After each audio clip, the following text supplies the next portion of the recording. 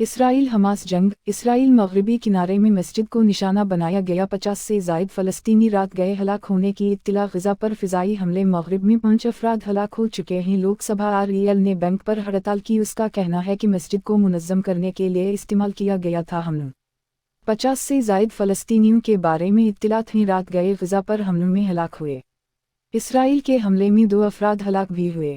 دمشق بین الاقوامی ہوائی اڈہ اور حلب شام میں بین الاقوامی ہوائی اڈے کے مطابق ملک کے جنرل ڈائریکٹوریٹ آف میٹرولوجی براہ راست دیکھیں۔ اسرائیل نے حملوں میں تیزی لانے کا عہد کر لیا۔ غزہ اور مغربی کنارے پر حملے۔ توقع کی جا رہی ہے کہ اسرائیل وسیع پیمانے پر زمینی کارروائی کرے گا۔ اچانک حملے کے جواب میں غزہ پر حملہ 7 اکتوبر کو حماس کے عسکریت پسندوں کی طرف سے۔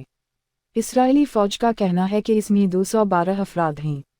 توقع سے پہلے غزہ میں یرغمال بنا لیا گیا جارحانہ، یہ پہلے کے مقابلے میں زیادہ ہے 199 اور اس کے بعد 203 کے بارے میں سوچا گیا کہ قیدیوں کی تعداد کے اعداد و شمار۔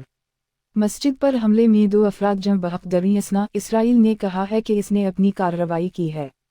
جنین میں الانصار مسجد پر فضائی حملہ مغربی کنارے میں راتوں رات پناہ گزین کیمپ کے لیے منصوبہ بندی کے لیے کمانڈ سینٹر کے طور پر استعمال کیا گیا تھا اور شہریوں کے خلاف دہشت گردانہ حملے کریں۔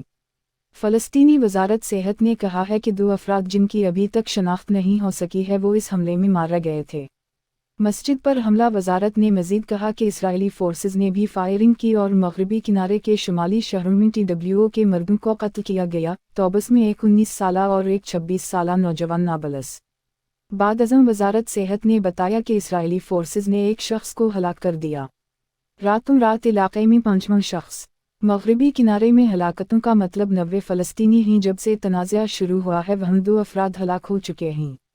ہفتے پہلے فلسطینی صحت کے مطابق وزارت یہ ایک ایسے وقت میں ہوا ہے جب 50 سے زائد فلسطینی ہلاک ہو گئے تھے۔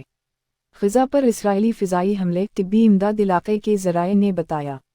فلسطینی وزارت صحت کا کہنا ہے کہ 4385 افراد جنگ کے بعد سے غزہ پر حملوں میں ہلاک ہو چکے ہیں۔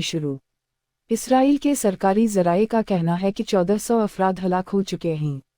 حماس کے حملے کے بعد سے اسرائیل غزہ پر فضائی حملے کر رہا ہے۔ انہوں نے کہا کہ وہ عسکریت پسند گروپ کو تباہ کرنے کی کوشش کر رہا ہے۔